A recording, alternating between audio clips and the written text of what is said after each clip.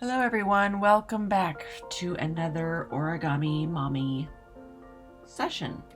Today we are going to make some of these birds which I designed for my daughter's birthday, which is today, and I'm calling it our Happy Bird Day origami lesson.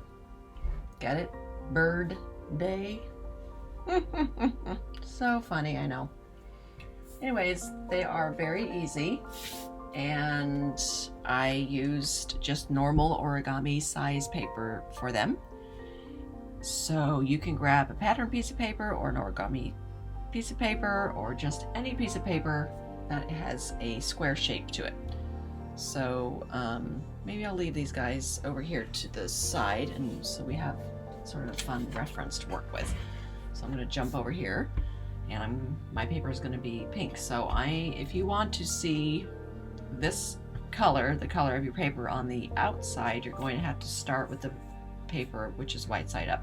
And then what you're going to do is I'm going to rotate it around so that I have a corner on the top and a corner on the bottom, and I'm going to just fold my paper in half diagonally.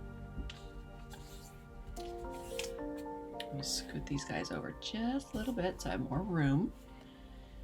Right, so now I am going to rotate my paper around 180 degrees. So I have the folded horizontal edge on the top and the open part of the paper towards me. Now, basically, I'm just going to fold this paper in half back into a smaller triangle. Just like that. Okay, so you should have this shape. And now what I'm going to do is I'm going to rotate it so that the horizontal folded edge is, the closed end is towards me, and then you'll have one open part on the upper left and another open part on the right. So now what I'm going to do is take this lower folded edge, the closed one, and I'm just going to fold it away from me about this big. It's about, I would say, the width of one of your fingers. Maybe your finger is smaller than mine, but this is sort of an average adult size finger. And it's okay if it's a little smaller or a little bigger.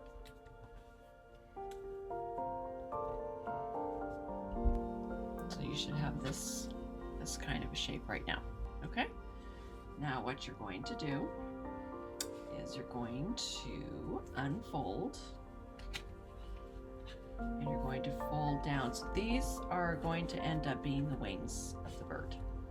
So I'm going to fold actually both of them down. So just to sort of go over this again, where this crease is, that's where we had initially made that fold. So you're going to unfold it, and then you're going to take the upper flap and fold it down along that crease. And then you're going to flip your paper over, and you're going to match up that same side. Just like that. So now I'm going to rotate it around the top. So let's open up one side, and I'm going to fold it down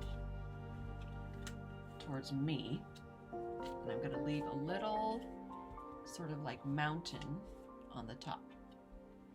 And then I'm going to make a real firm crease like this. So it was like that. That is just, this is where that the middle flap is inside. And then I just went ahead and lifted up one of the flaps. So now it's kind of like really flat. And then I'm going to bring the top flap down at an angle. You can kind of see my crease line here, so that we create sort of this triangular triangle on top of that middle flap section. All right. Now, before we get too far ahead of ourselves, we're going to flip this guy over again, and we're going to match the other flap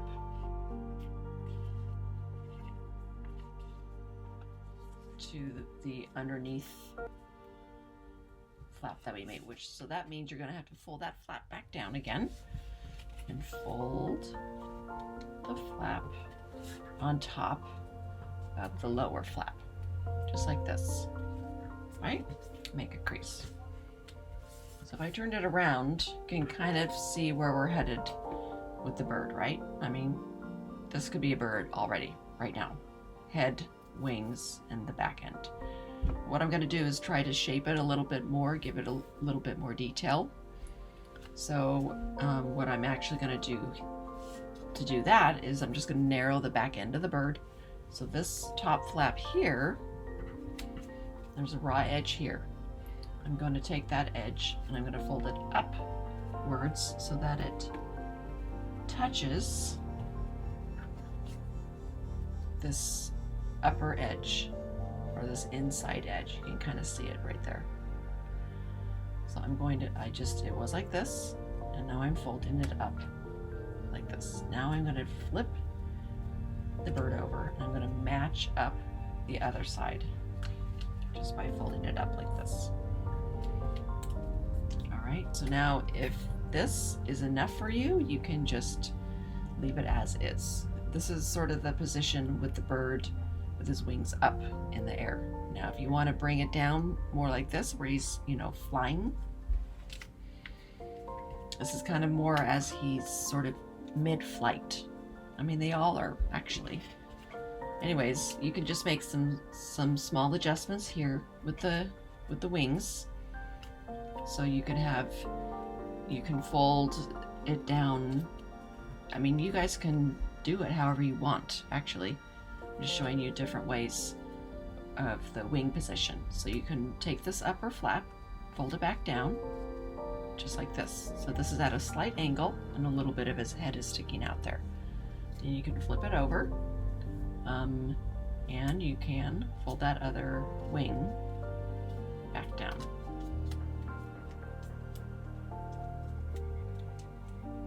Like that, right? So now his wings are sort of more down, and you could just sort of ever so slightly push them up, and now his wings are, if you looked at it this way, right, it's more like where they're flat. So you can leave it like that.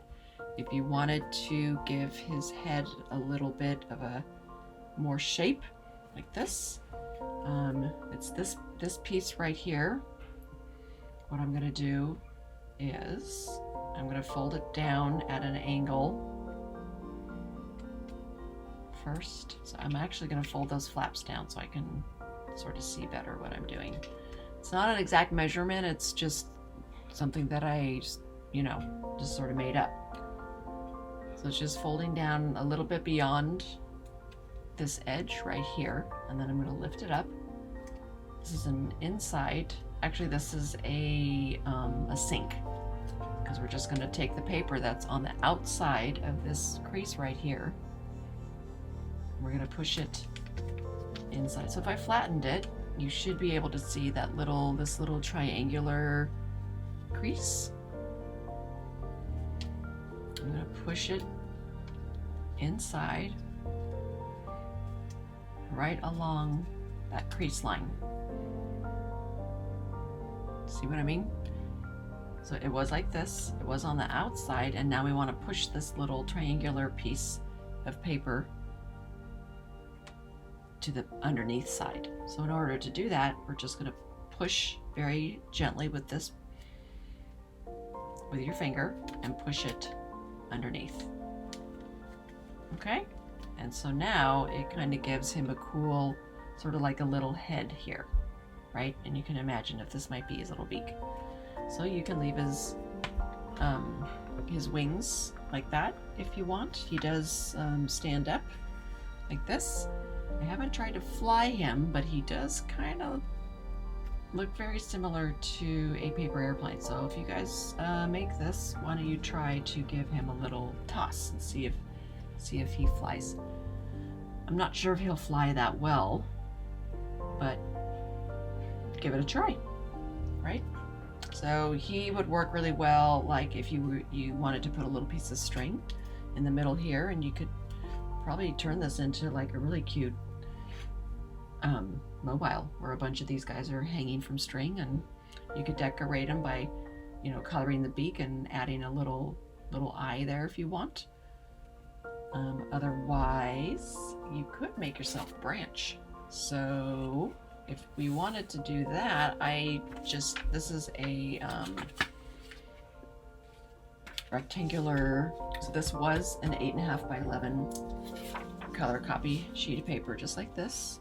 And I just folded the paper in half, unfolded it, and on that midline crease, I just cut it in half, right?